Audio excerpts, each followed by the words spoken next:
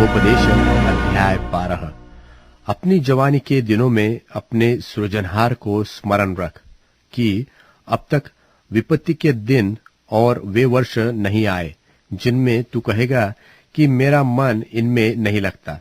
तब सूर्य और प्रकाश और चंद्रमा और तारागण अंधेरे हो जाएंगे और वर्षा होने के बाद बादल फिर घिर आएंगे।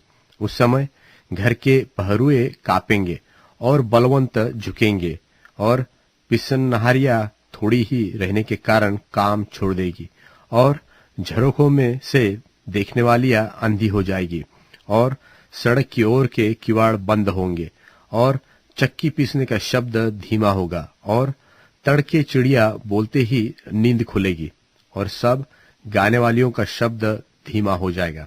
फिर जो ऊंचा हो उससे भय खाया जाएगा और मार्ग में डरावनी वस्तुएं मानी जाएगी और बादाम का पेड़ फूलेगा और टिड्डी भी भारी लगेगी और भूख बढ़ाने वाला फल फिर काम न देगा, क्योंकि मनुष्य अपने सदा के घर को जाने पर होगा और रोने पीटने वाले सड़क सड़क फिरेंगे।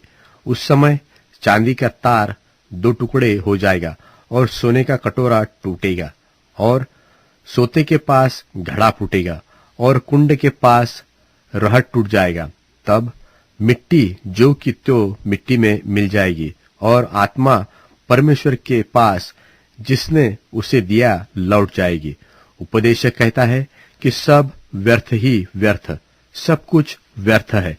और फिर उपदेशक जो बुद्धिमान था इसलिए वह प्रजा को ज्ञान सिखाता रहा और कान लगाकर और पूछ-पाछ करके बहुत से नीति वचन क्रम से रखता था। उपदेशक मन भावनी बातें खोजकर निकालता था और ये बातें सच्ची है जो सिधाई से लिखी गई है। बुद्धिमानों के वचन पैनों के समान होते हैं और सभाओं के प्रधानों की बात गाड़ी हुई कीलों के सरीखी है, क्योंकि एक ही चरवाहे की ओर से मिलती है। और फिर हे मेरे पुत्र, चौकसी इन्हीं से सीख। बहुत पुस्तकों की रचना का अंत नहीं होता और बहुत पढ़ना देह को थका देता है। सब कुछ सुना गया।